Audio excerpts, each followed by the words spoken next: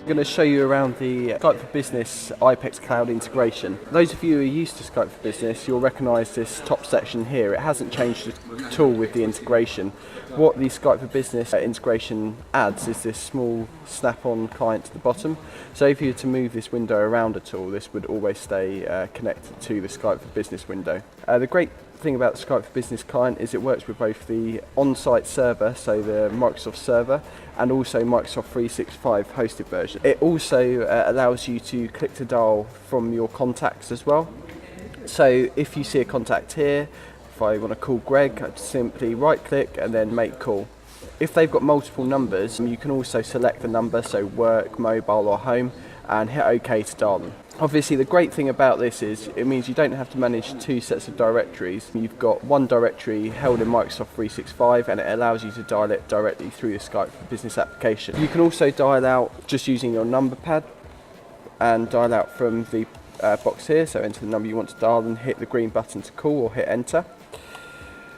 And you've got three settings as well, so you've got forward, so you can preset a number that you'd like your phone to be forwarded to. So in my case it's my mobile number, simply select that to enable it.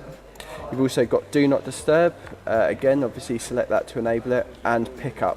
So if you're in the same pickup group as other users, you can hit the pickup button to answer their phone. If you're on a call, so if I put a call out to my mobile number,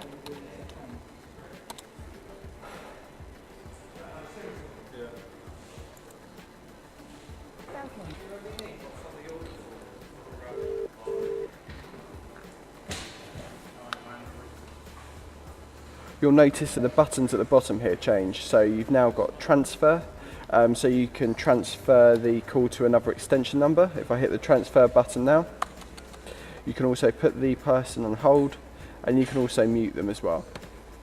If I go into the settings, so you've got the little cog, this is where the bulk of the configuration would be done. You've also got the ability to set either voice client or remote call control. So this is with voice or without voice.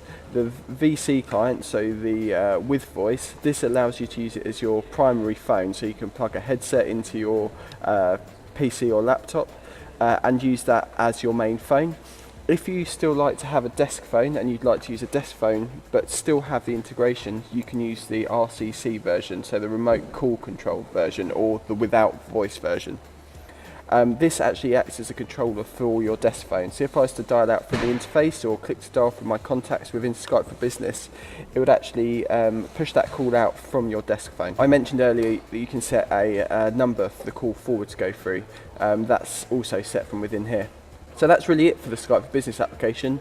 It's a nice simple application, really easy to set up, really easy for the end user to use.